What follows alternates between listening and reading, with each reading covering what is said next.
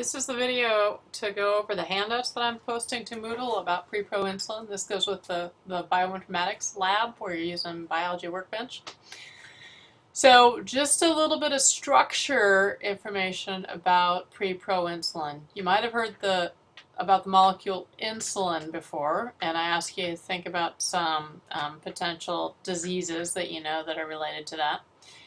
Actually is made in one long chain in the cell, so it's one long sequence of amino acids, but it's got four important parts to it that you'll need to know. So the first part here is the leader sequence, and that's what gets it to certain parts of the cell, like the rough ER, for processing once it gets made. Once it gets to the rough ER, it gets cut off, and that doesn't become the functional insulin anymore. So you can see here, now this molecule is called proinsulin because it's missing that leader sequence. And it's got an A chain that's connected to a C chain that's still connected to a B chain here. But what it's done is it's wrapped up and it has bonded to itself a little bit here. There's three bonds that form. And the C chain ends up hanging out here, and it gets cut right there and right there. And the C chain gets recycled, just like the leader chain does. So here's the functional molecule of insulin. It consists of the B chain and the A chain bonded to each other. And that's what goes off and does its thing in your body. So we can look at sequences in amino acid letters. This, you can see here, is in German.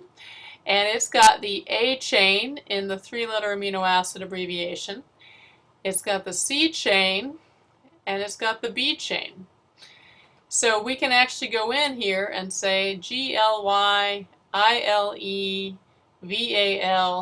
Those are the start of the A chain, those three amino acids.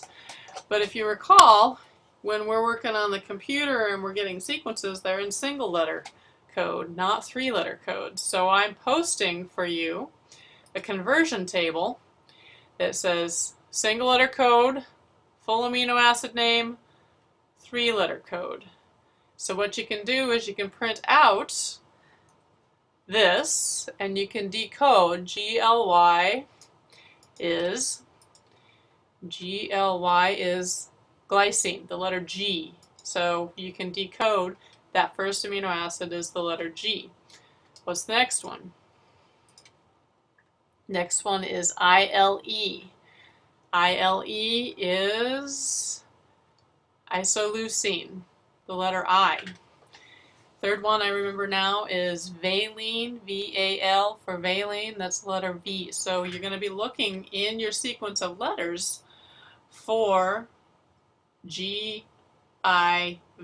Those three letters in a row tell you that you are at the beginning of the A chain.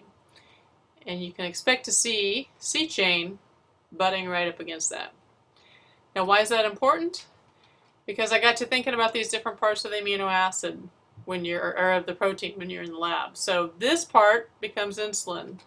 C chain and leader get cut out. Think carefully about what that means for evolution. Where do you have to stay the same because you got an important job? Where can mutations happen and slight changes occur and letters differ because you don't have an important job?